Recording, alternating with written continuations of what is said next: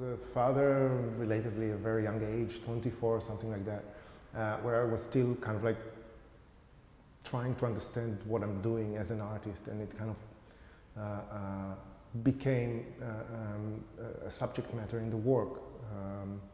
I realized I cannot be in a studio because, you know, I had to be home, and part of the solution was to use home and use the people who are living with me, my family members, as participant in the work.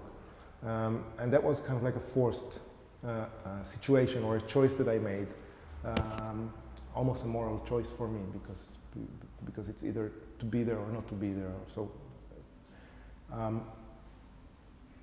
eventually the whole idea kind of evolved, either through the use of slapstick in many of the earlier films to kind of feed back to also, you know, this tradition of vaudeville families where family members kind of worked as groups on stage. So the figure of Buster and Joe Keaton working together, that happens also in Wild Boy, another movie. And the relationship kind of I got more and more interested in the way, and that Drop the Monkey maybe is the clearest manifestation of that, but in a way that the image you make, the movie you make, transforms your life, and not vice versa. It's not necessarily that the movie reflects life. I mean, there is this relationship between the life you shoot and the movie, but the way you shoot a movie and the act of shooting the movie in life transforms life. So in that case, making the movie, in the movie, brought about the breakup with my girlfriend. And so the whole movie is about trying to use art in the service of life and ending up doing just the opposite. You know, you're being tied up, your life is being tied up because you're committed to something. So that kind of like an interest I have, and it appears, I guess it appears in most of my work, trying to kind of figure it out and understand what's really happening. The big, I mean, there are several ideas, but I shot a movie with my son called Wild Boy, and it's about a feral child found in the woods, and he's playing the feral child, and I'm playing the doctor who is, you know, cultivating him or trying to do research on him. And in there were probably some seeds that I used later on.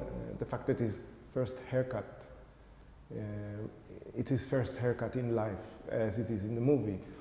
It's the first English word he ever uttered in the movie and in life. It's the first time he wears a shirt alone, which takes him a long time, in the movie as in life. So there are some ideas where we are not actors, and I'm not interested in working with actors as for now, but I'm interested in, you know, looking at life, seeing what it offers, and trying to understand what kind of narrative, fictional narratives, can connect to it in a way, or can feed into it. So one becomes the motor of the other, or change the other. It culminates in Stealing Beauty, where, you know, it's the last movie we did, and after that we separated. And it's kind of, you know, the movie is about that in a way, I guess. So the new work, as for now, it's titled Spies, but who knows? I usually choose the name, you know, in the last moment. So when it's done, we'll know the name. What we see is an image of the logo of the Ministry of Tourism in Israel.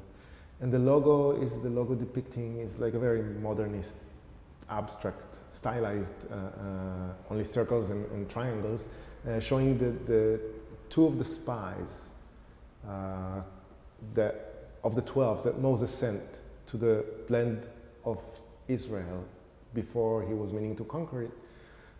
Two of those spies coming back with the grapes, giant grapes.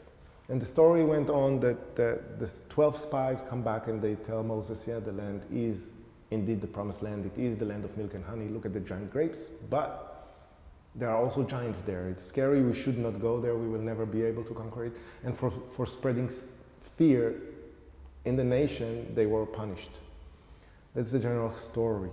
The movie focuses on an abstract level on why on earth did Israeli authority, government, ministry chose that image some 40 years ago as the logo for the Ministry of Tourism. And what's the connection between tourists and spies? And what's the connection between choosing an image that is a sort of an origin, like going all the way back to the Bible, only to realize that this origin is not an origin because you are a tourist from the beginning.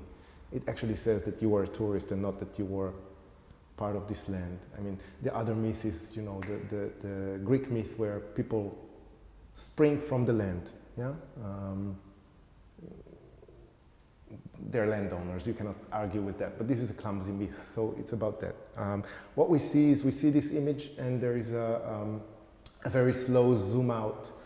You start from the image, the flat image, with a dialogue that's supposed to look as if these two spy figures are talking amongst themselves, and as the camera pulls out, you realize that it's mounted, it's a sign mounted at the entrance to a tourist information station, office somewhere in Israel, and gradually you see the street, a little bit of the street, and you realize that the two people talking are actually two tourists standing in front of the sign, talking about the sign and other things. And these two people become, the dialogue is built a lot out of Beckett couples Beckett created. So there's kind of a correlation between the spies, the Beckett couples, between tourists and spies, etc. Between, yeah,